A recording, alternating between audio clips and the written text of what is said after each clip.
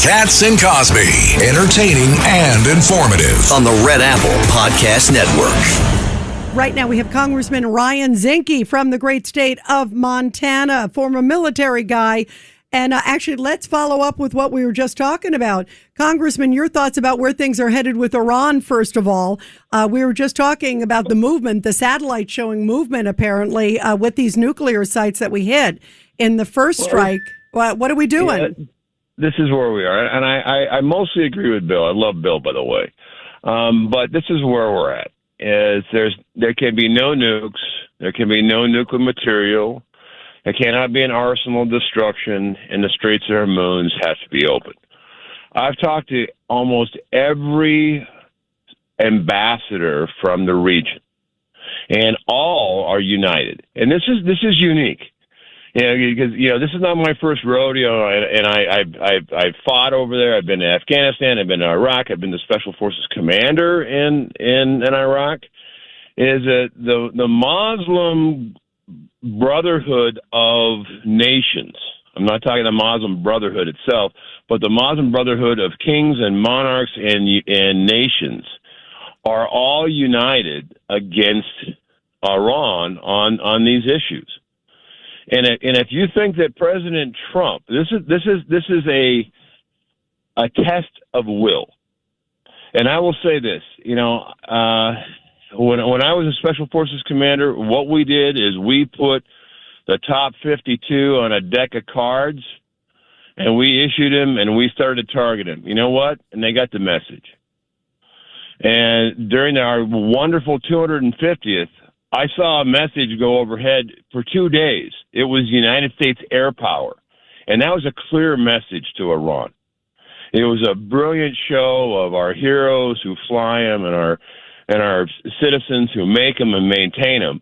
But I tell you, that was a message. And Iran has a choice. This is not a war of choice for America. This is a war of choice for Iran. They have a choice because there can be no peace with a nuclear-armed Iran, period. Yeah, I agree. It's non-negotiable. Also, before we let you go, Congressman, Lindsey Graham, who I know you knew and loved like we did, your thoughts about this just really stunning news of what took us all by surprise this weekend? It was by surprise, and I think we're blessed by how much he did while in service. This is a man, you knew where he stood. And, this is a man who was a patriot, who loved his country, was an advisor to the president, a close friend, certainly a friend of mine. But more importantly, a friend of our nation. So it is a loss. But I tell you, I was grateful for every moment I spent with him. And I think our nation should be grateful for every moment he was on the front line. He was a military guy, too, as you know, Congressman. Air Force Reserves, National Guard. Tony Carbonetti's with us. We were talking earlier about when I think of Lindsey Graham, what an amazing American story. Growing up in a single family house, a single room behind a bar. They literally had one room where they all grew up in. His parents died at a very early age. He officially adopted his sister, Darlene, who is now going to serve in that position. What are your thoughts, just about this moment and how beautiful that his sister is filling that void? You know what? It's a classic American story on our 250th. But also, when a loss of such a patriot, I think we should take a moment to reflect, why he was a patriot. Because he did believe in his country, because he believed in a strong America. And I think, while he is gone, he is not forgotten at all. And I think that's a tribute to how strong we are as a country.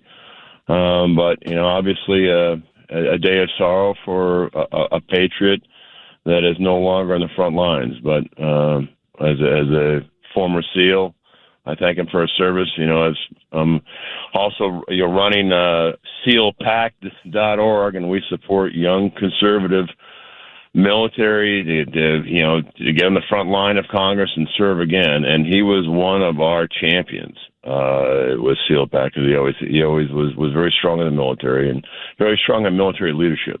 Yeah, for sure. He is going to be Congressman, missed. can I ask you a quick question? Yeah, I'm Michael sure nobody Cohen. has ever asked you before. It's extremely, extremely important. How accurate was Yellowstone? And did you ever rodeo when you were a kid? All right. That's a good one. That is a good one. Are you ready? Yeah, please. Yellowstone. I'm addicted I've to gotten to it. know Kevin It's a good show. Costner. It's Yellowstone. The show is well acted. It's well produced. The writers are great. It's a drama set in Montana, John, just like Star Wars is a drama set in space. Yeah, but and how Now, realistic? How realistic You know is what? it? You can't lie about the scenery. The setting, the scenery is absolutely I want to move there. beautiful. It's so beautiful. Yeah, who was that? Steinbeck? Was it Steinbeck who said, what's the famous phrase? Montana, I love, right? I like these other And states. Congressman, I got a did you text have a from- rodeo? I got a text from a famous doctor in New York City, Paul. Is it Paul? Dr. Stieg, Stieg, and he was in Montana, and it looked beautiful on Saturday. And a rodeo, it's any sport that begins with a prayer and a pledge. I can tell you, I'm all in. Wow. Rodeo is just one of these great American sports, very family orientated, and certainly, as a matter of fact, it's Montana's now or state sport. Yeah, it's beautiful. Well, we love you. Thank you, Congressman. Congressman, we got to move on. We got to go to South Carolina and get the scoop on what's going on in South Carolina from the GOP chair over there.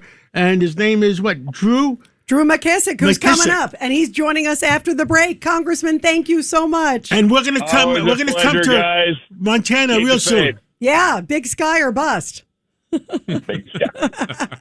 Thank you, Congressman.